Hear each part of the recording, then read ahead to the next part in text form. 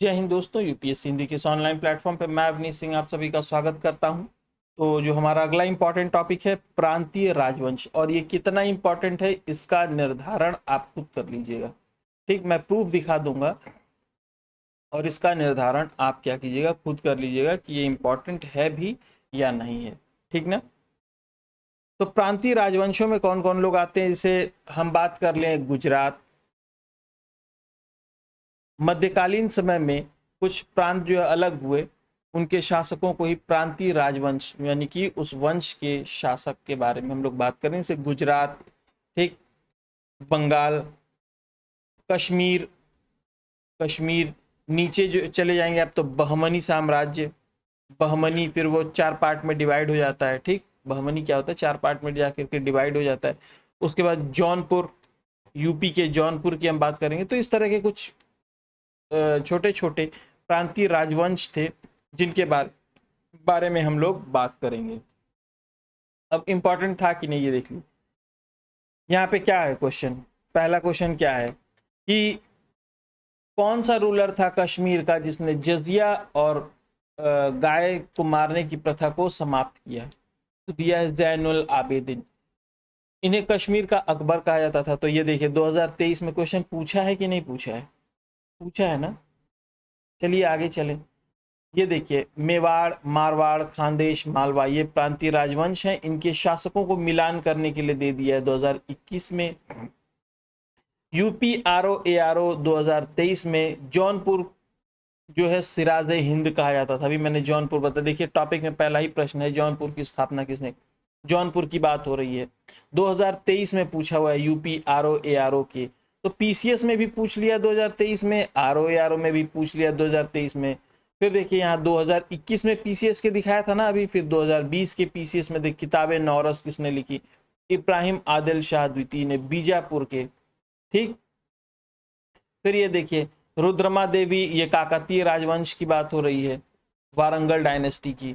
2023 में दो मतलब 3 क्वेश्चन 2023 में ही हो गए। ठीक, फिर ये देखिए यूपी पीसीएस प्री 2019 में पहले पूछा हुआ है कि किसका कैपिटल कौन सा है। ठीक, और फिर उसके बाद यहाँ पूछा हुआ है 2021 के प्री में पूछा हुआ है, आईएएस में पूछा हुआ है, क्या आईएएस क्या पीसीएस। ये देखिए यहाँ पे आईएएस प्री 2023 में, ये देखिए गुजरात के बारे में बात कर रहा है। ठीक, फिर उसके बाद यहाँ चले आइए आरओ 2021 के मेंस में पूछा हुआ है। देखिए सारे शासक वही हैं, इब्राहिम शर्की शाह, सिकंदर शाह, वली मोहम्मद, सब मध्यकालीन भारत के। ठीक, तो ये पता चल गया ना 2021, 2023, 2019 और 23, 2023, 2020, 2023, 2021, 2023। समझ में आ गया ना कि 23 में ही कितने सारे प्रश्न पूछे गए, और 21 से लेकर 23 तक में 8 प्रश्न पूछ लिए गए। तो अब आप खुद डिसाइड कीजिए ये चैप्टर इंपॉर्टेंट है कि नहीं है। ठीक, इस चैप्टर को छोड़ के जाना कितना घातक हो सकता है। 2024 में भी पूछा हुआ है प्रश्न, लेकिन मेरे पास प्रूफ नहीं है क्योंकि मेरे पास एकदम लेटेस्ट वाली नहीं है मेरे पास। 2024 में भी पूछा हुआ है पीसीएस प्री में क्वेश्चन, 2 क्वेश्चन पूछा है इसी चैप्टर से। ठीक ना। तो ये चैप्टर बहुत इंपॉर्टेंट है। छोटा सा चैप्टर आप पढ़ करके और 2-3 क्वेश्चन हिस्ट्री के निकाल ले जाएंगे आप, 2 क्वेश्चन तो एटलीस्ट निकाल ले जाएंगे। अब चलिए एक बात और कर लें। कुछ लोगों को लग रहा है कि सर आप इसको समझा नहीं रहे हैं, और नहीं तो कमेंट में भी बोलेंगे कि सर आप समझा नहीं रहे हैं। अरे मूर्ख, मतलब कुछ लोगों को बोल रहा हूं, आप एक चीज देखिए, ये मेडिवल हिस्ट्री है, ये एसके पांडे की। ठीक, एसके पांडे, मैंने इसको पढ़ी हुई है, ये मेडिवल हिस्ट्री की बुक है। यहाँ देखिए प्रांतीय राजवंश, ये यही बात हो रही है, देखिए प्रांतीय राजवंश। ठीक ना। अब ये आप देखिए अध्याय 6 है इसका, प्रांतीय राजवंश। ये किस से किस पेज तक है प्रांतीय राजवंश, 201 से लेकर 294 तक है। 201 से लेकर के 294 तक है, यानी कि 94-95 पेज की ये क्या है, बुक है। 94 से लेकर 95 पेज तक की ये बुक। आप चलिए कहेंगे सर शॉर्ट नोट बनाइए, शॉर्ट नोट बना दूंगा तो 1/4 हो जाएगा। 1/4 अगर मैं शॉर्ट नोट बहुत कुछ काटूंगा तब समझाने के लिए, और समझाने के लिए मुझे ऐड भी करना पड़ेगा, क्योंकि ये बुक में तो सिर्फ तथ्य लिखा हुआ है, समझाने के लिए तो बहुत सारी चीज़ें लिखी नहीं है, तो समझाऊंगा तो टाइम डबल हो जाएगा। तो अगर 90 पेज का अगर 1/4 या 1/5 तक भी जाता हूँ तो भी मेरे पास 25 पेज कम से कम हो जाएंगे। कम से कम मेरे पास 25 पेज, 22 से लेकर के 25 पेज हो जाएंगे। ठीक, 25 पेज का नोट्स आप याद करेंगे प्रांतीय राजवंश के लिए, आप खुद बताइए। और इस 25 पेज को समझाने के लिए कम से कम मुझे 2 घंटे का समय चाहिए। 2 घंटे का समय और फिर 25 पेज का तथ्य पढ़ने के लिए तो कम से कम 4-5 घंटे की तो वीडियो बनेगी, तब समझ में आएगा। मतलब आप लोग, कई सारे लोग तो ऐसे हैं, उनको चाहिए कि 20 मिनट में हमको पूरा चैप्टर समझ में आ जाए, उनको एकदम खुद राजवंश मतलब खुद ही जी ले एकदम से प्रांतीय राजवंश को 15-20 मिनट में। ठीक नहीं होता यार। अब तक कहाँ थे? अब 30 दिन बचा हुआ है तो तुमको ये समझ में आ रहा है कि ये चैप्टर हमको समझने की जरूरत है, इसको समझाया नहीं जा रहा है। अरे भाई, मैंने बता दिया ये टॉपिक इंपॉर्टेंट है, और इस टॉपिक से कुछ फैक्ट्स निकाल करके मैंने जो पिछले साल में आए हुए हैं उनको दे दिया आपको। ठीक, उनको जल्दी जल्दी मैंने एक बार रीड कर दिया 10-15 मिनट में, जहाँ से आपको एक दो लोग 2 घंटे की क्लास लेकर के तो ये बोल नहीं पाते कि यहाँ से 2 प्रश्न पक्का आएगा। ठीक ना? तो थोड़ा समझिए, लिमिटेशंस है मेरी कि रोज नए नए टॉपिक एक निकाल करके लाना। 30 दिन अगर आप पढ़ लेंगे तो 30-32 टॉपिक तो ऐसे ही तैयार हो जाएगा, 30-35 टॉपिक, और वो भी अच्छे जहाँ से नए प्रश्न बन रहे हैं, जहाँ से नए हिस्ट्री ज्योग्राफी के क्वेश्चंस दे रहा हूँ आपको ला करके। ठीक, तो अब आप खुद डिसाइड कर लीजिए। चलिए तो स्टार्ट किया जाए। तो ये संभव नहीं है कि मैं 100 पेज का चैप्टर आपको मैं कायदे से मैप बना करके उसको बैठ के, अब तक कहाँ थे? अब तक क्या कर रहे थे? अब नींद खुली एग्जाम के 40 दिन पहले तो आपको समझ में आया कि इस चैप्टर को तो समझने की जरूरत है, इसको तो मैप में कॉन्सेप्ट के साथ एनसीईआरटी की बुक के साथ इसको समझने। अब तक कहाँ थे? कर क्या रहे थे अब तक? बस वही है कि बस ऑफलाइन हो तो कुछ भी वहां पे बैठ के बकबका लो, सामने होते तो क्लास में खड़े करके पूछ देता कि बेटा आज नींद खुली है तो तुमको समझ में आ रहा है। अब तक कहाँ तुम, है ना? मतलब गजब गजब नमूने पड़े हुए। तो जौनपुर नगर की स्थापना किसने की थी? फिरोज शाह तुगलक ने की थी। किसने की थी? फिरोज शाह तुगलक ने की थी। ठीक ना? किसकी स्मृति में की गई थी? किसकी स्मृति में की गई थी? मोहम्मद बिन तुगलक की स्मृति में। मोहम्मद बिन तुगलक की स्मृति में। यहाँ पे 2 चीजें अलग अलग हैं, ये बात आप ध्यान रखिएगा कि जौनपुर जो है स्थापित किया गया था फिरोज शाह तुगलक के द्वारा, लेकिन किसकी याद में, किसकी स्मृति में किया गया था? तो मोहम्मद बिन तुगलक की स्मृति में किया गया था। ठीक, इसी जौनपुर को क्या कहा जाता है? पूर्व का शिराज। क्या कहा जाता है? पूर्व का शिराज। राइट। जौनपुर के शर्की राज्य का, जौनपुर में जो शर्की राज्य था उसका अंतिम शासक कौन हुआ करता था? तो हुसैन शाह हुआ करता था। हुसैन शाह हुआ करता था। चलिए अगली बात, अगला प्रश्न, कश्मीर का अकबर किसे कहा जाता था? कश्मीर का अकबर, जहां से प्रश्न पूछा हुआ था, जैन उल आबेदीन को इसे कहा जाता था। जैन उल आबेदीन को कहा जाता था कश्मीर का अकबर। इसी ने सर्वप्रथम जजिया कर को समाप्त किया था। ठीक है, किसने? इसी जैन उल आबेदीन ने।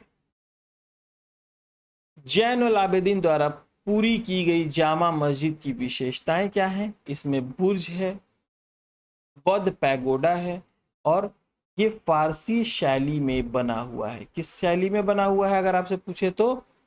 फारसी शैली में बना हुआ है। कुंभ के दरबार में नहीं था, राणा कुंभा, पूरा नाम इसका जो है राणा कुंभा। तो प्रश्न ऐसे पूछा हुआ था कि राणा कुंभा के दरबार में निम्न में से कौन नहीं था? तो मुनि जिन विजय सूरी जो है राणा कुंभा के दरबार में नहीं था। ठीक, अब ये राजवंश है, मेवाड़, मारवाड़, खानदेश और जौनपुर, और आपको दिया गया था मिलाने के लिए, जिसको मैंने पहले से ही मिला दिया है। तो राजा हमीर कहाँ के शासक थे? मेवाड़ के। राजा चुंडा कहाँ के शासक थे? मारवाड़ के। मलिक राजा फारूकी कहाँ के शासक थे? खानदेश के। और मलिक सरवर ख्वाजा जहां, मलिक सरवर ख्वाजा जहां ये कहाँ के शासक थे? मलिक सरवर ख्वाजा जहां जौनपुर के शासक थे। मध्यकालीन भारतीय राज्य और वर्तमान क्षेत्र, तो जो चंपक था वो कहां पर था? हिमाचल के चंबा में था। दुर्गर ये कहां था? जम्मू में था।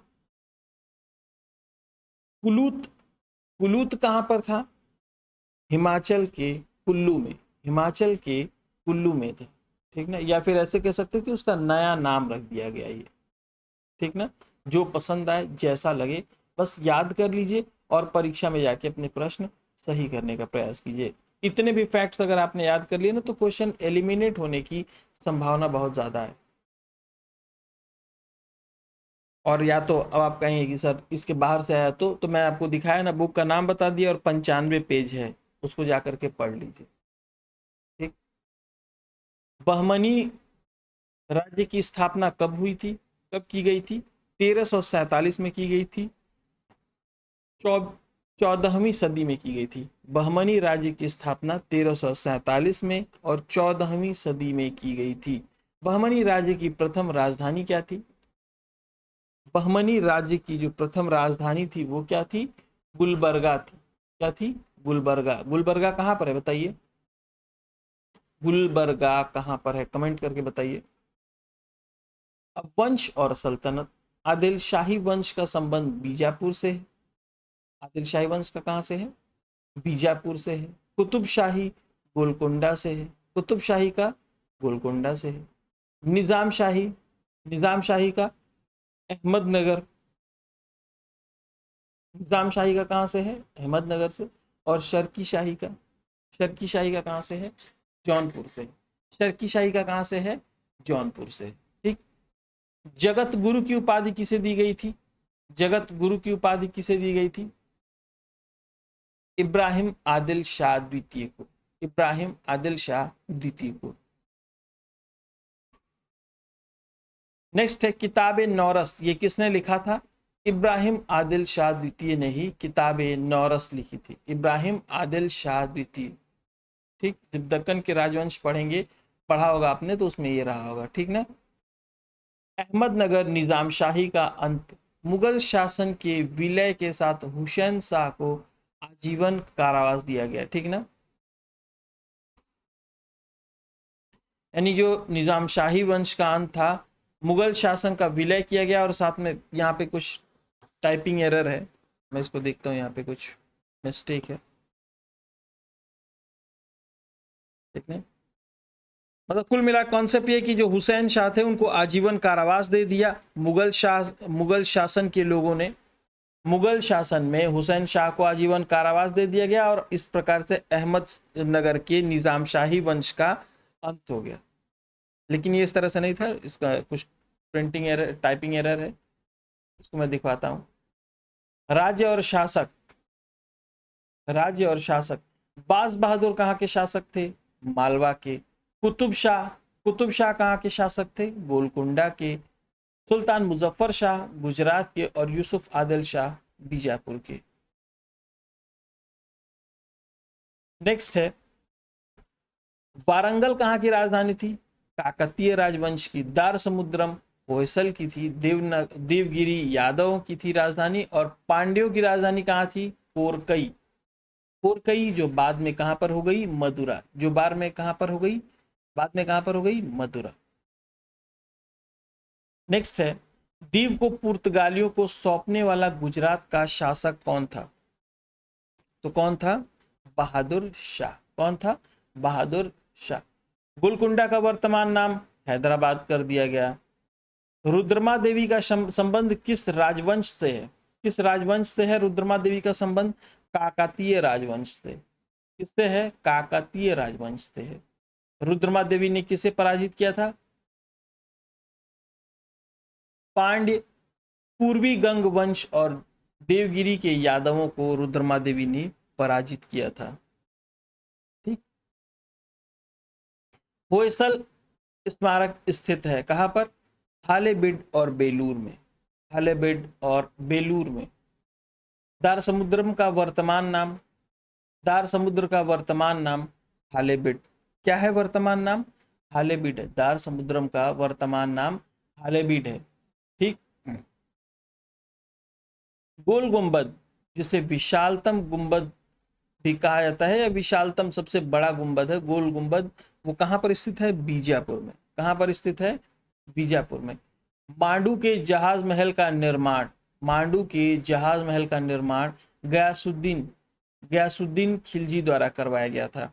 अब अगर आप यहाँ पे नहीं कनेक्ट कर पा रहे हैं कि गयासुद्दीन खिलजी कौन है, ये खिलजी वंश का शासक है और खिलजी वंश दिल्ली सल्तनत के समय में हुआ करता था।